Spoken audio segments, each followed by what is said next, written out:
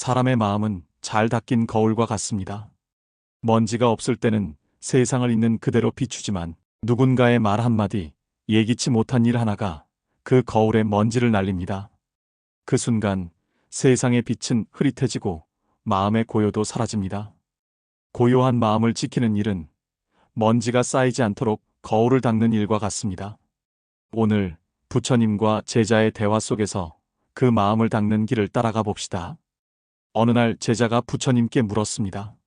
스승님, 저는 누군가의 말 한마디에 쉽게 화가 납니다.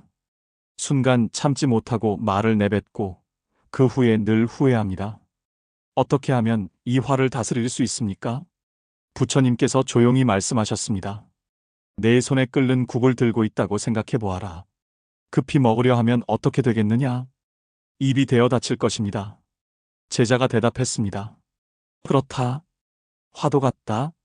뜨거운 국이 식을 시간을 주면 다치지 않듯 분노가 일어날 때도 먼저 멈추어야 한다. 그 침묵은 두려움이나 무기력이 아니라 사건과 반응 사이에 간극을 여는 것이다. 그 간극이 넓어질수록 감정은 너를 끌고 가지 못하고 내가 그것을 선택할 수 있게 된다. 부처님은 잠시 숨을 고른 뒤 덧붙이셨습니다. 기억하라. 불씨만으로는 불이 나지 않는다. 기름과 바람이 있어야 불이 커진다. 상대의 말은 불씨이고 그 불씨를 키우는 기름은 내가 옳다는 생각과 나를 해쳤다는 집착이다. 그리고 바람은 그 감정을 붙잡고 되새기는 내 마음이다.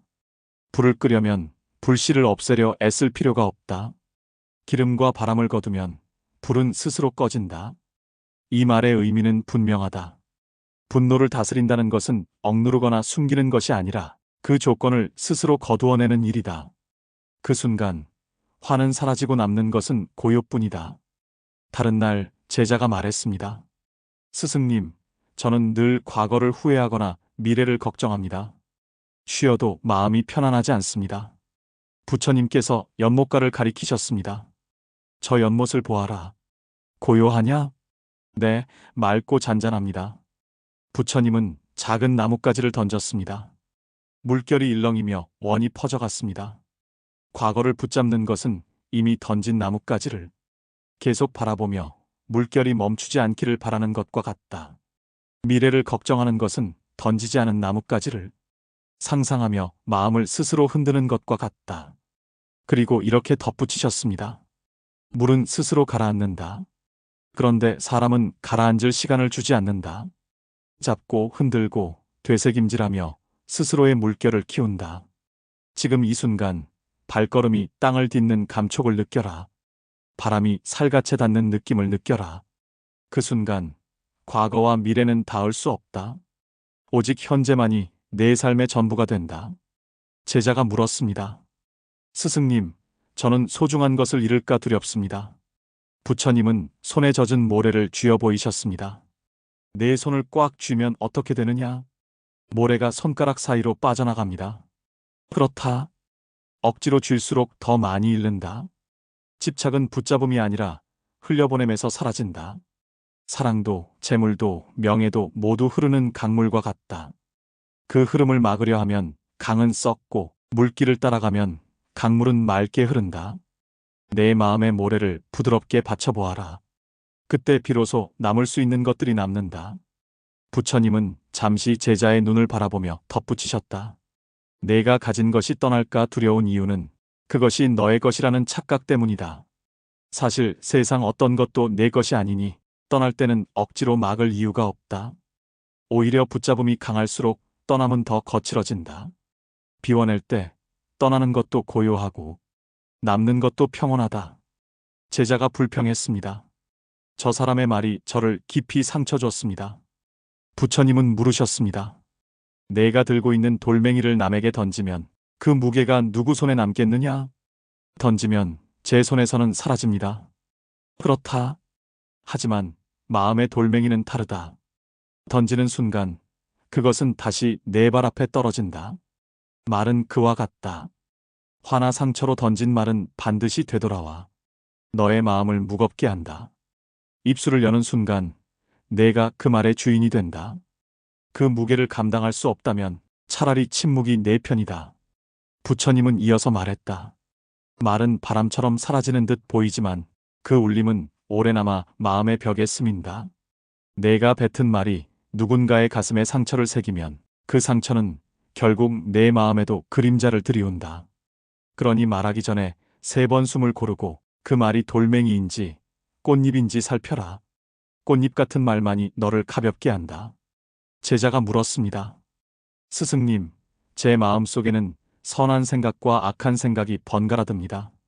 선한 마음만 남게 하려면 어떻게 해야 합니까? 부처님께서 고개를 들어 어두운 방을 가리키셨습니다. 저 방의 어둠을 없애려면 어떻게 하겠느냐? 제자가 대답했습니다. 촛불을 켭니다. 어둠을 몰아내려고 손으로 밀어내려 하거나 어둠을 담아 밖으로 버리려 해도 아무것도 바뀌지 않는다. 어둠은 없앨 수 있는 것이 아니라 빛이 있으면 머물 수 없는 것이기 때문이다.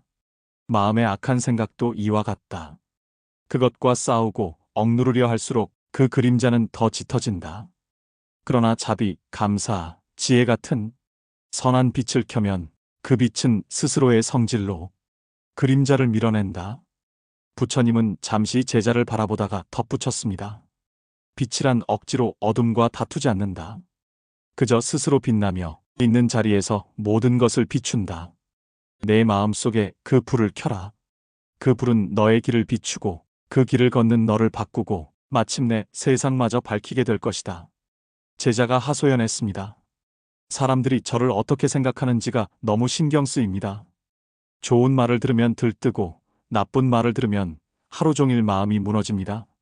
부처님은 한 그루의 오래된 나무를 가리키셨습니다. 저 나무가 바람에 흔들릴 때 그 바람이 어디서 오는지 나무가 묻느냐?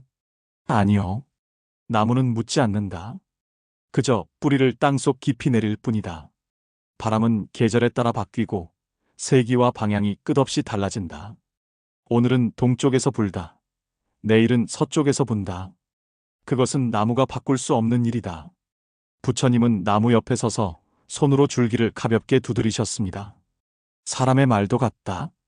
그 말이 너를 스치고 지나가더라도 네 뿌리가 단단하면 그 흔들림은 금세 멈춘다.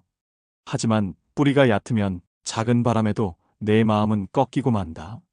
그러니 바람을 바꾸려 하지 말고 내 뿌리를 더 깊이 내려라. 그 뿌리는 내가 믿는 가치, 내가 지키고 싶은 삶의 원칙이다. 그것을 굳게 지킬 때 세상의 칭찬과 비난은 모두 바람이 되어 그저 스쳐 지나갈 것이다. 제자가 물었습니다. 스승님, 제 마음이 늘 혼탁합니다. 좋지 않은 생각이 쉬지 않고 올라와서 잠시도 평온할 수가 없습니다. 부처님은 발걸음을 멈추고 작은 시냇물을 가리키셨습니다. 저 물을 보아라.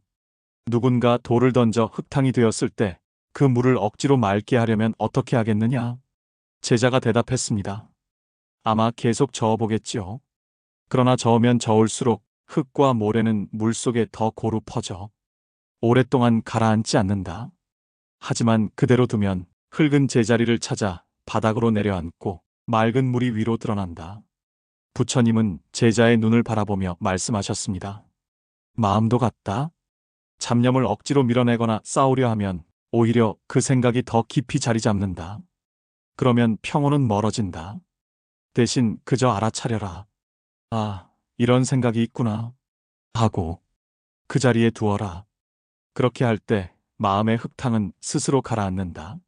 마음의 청정함은 억지로 만드는 것이 아니라 흐름을 받아들이고 멈출 줄 아는 데서 온다. 바람이 잦아들면 호수는 다시 하늘을 비추듯 내 마음도 고요를 되찾을 것이다. 제자가 물었습니다. 스승님, 힘든 일이 닥치면 저는 늘 불안합니다. 마치 발밑이 꺼지는 것 같고 앞으로 어떻게 될지 알 수 없어 두렵습니다. 부처님은 멀리 산 위에 우뚝 선 바위를 가리키셨습니다. 저 바위를 보아라.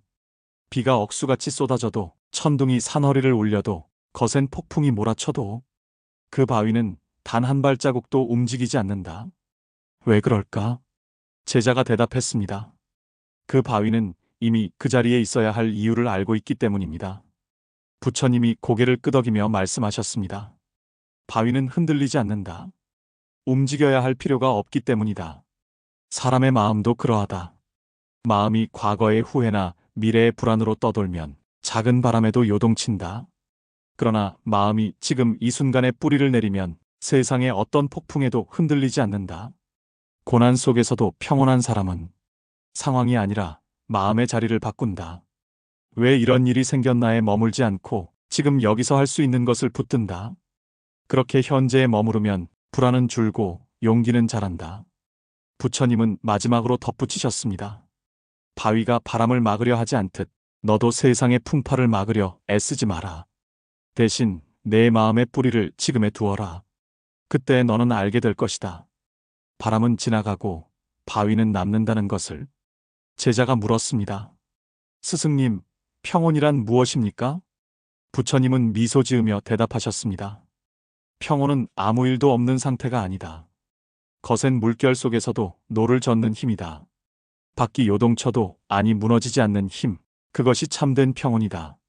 그 힘은 멀리 있지 않다. 지금 이 순간 내 숨과 발걸음 속에 있다. 부처님의 말이 끝나자 제자는 눈을 감고 조용히 호흡을 느꼈습니다. 그 순간 주변의 소리와 바람은 그대로였지만 마음 한가운데에 잔잔한 호수가 생겨나는 것을 느꼈습니다. 그리고 부처님은 조용히 덧붙이셨습니다. 이제 그 평온이 어떤 모습인지 스스로 알아보아라. 부처님은 다시 제자를 바라보며 말씀하셨습니다. 세상의 평온은 바람이 멈추기를 기다리는 것이고 부처의 평온은 바람 속에서 춤추는 것이다. 그 말은 단순한 비유가 아니었습니다. 세상의 평온은 조건이 맞아야만 가능하지만 부처의 평온은 조건을 넘어서는 것이었습니다. 앞의 것은 외부가 잠잠해야 유지되고 뒤의 것은 외부가 요동쳐도 무너지지 않습니다. 잠시 침묵이 흘렀습니다. 그 침묵 속에서 제자는 두 평온의 차이를 마음속에서 그려보았습니다. 그리고 자신이 어느 쪽을 선택할지 깊이 생각했습니다. 이제 이 질문은 당신의 차례입니다.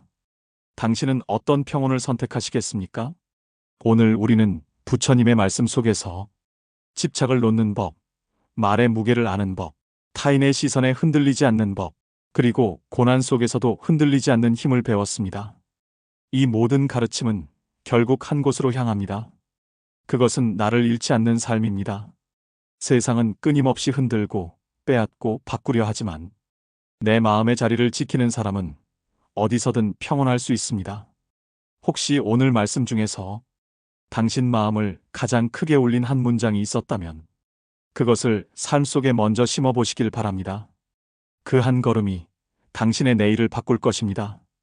오늘 영상이 마음에 남았다면 구독과 좋아요로 함께 해주시고 댓글로 당신이 선택한 삶의 지혜를 나눠주십시오.